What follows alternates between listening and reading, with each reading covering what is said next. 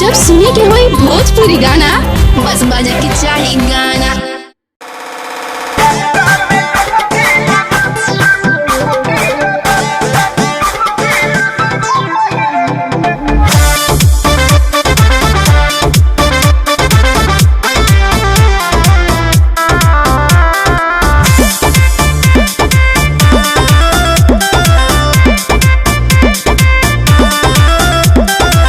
देखी के बड़ा पागल आइल हो कहे हमरे पबाड़ल भाइल हो।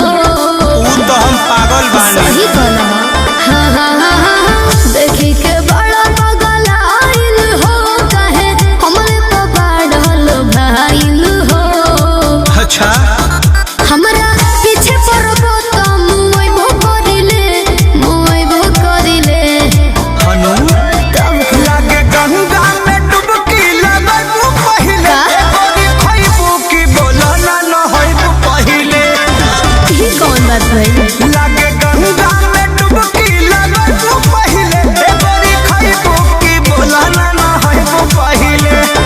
टाइम नहीं तो सब बता दे।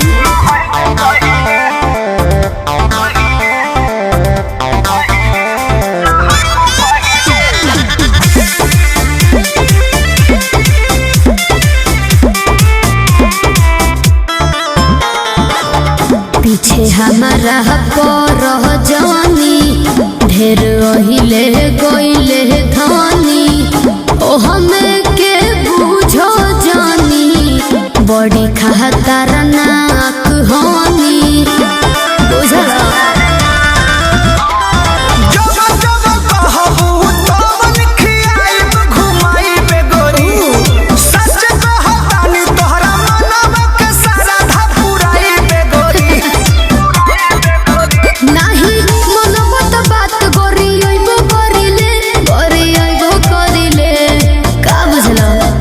लागे गंगा में डुबकी लगबू पहिले ए गोरी खइबू की बोला ना नहइबू पहिले। आबा लागे गंगा में डुबकी लगबू पहिले ए गोरी खइबू की बोला ना नहइबू पहिले। टेंशन मत करो सब बताई।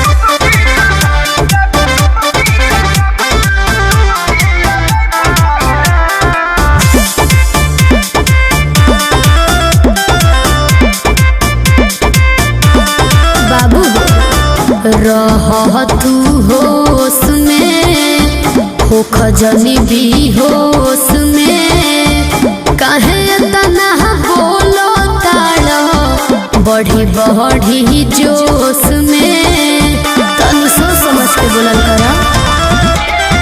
तोहरो पपर मत के दिलवा भाइल बा आई हो दादा देखिए के तोहरा के सच हुए गोरी पगलाइल बा।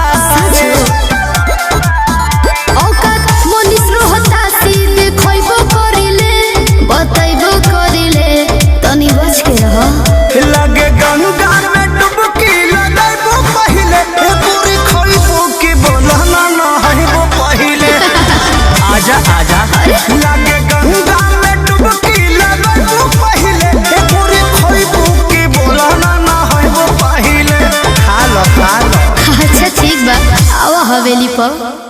गंगा में डुबकी लगबू पहिले ए पूरी खइबू की बोला ना नहइबू पहिले।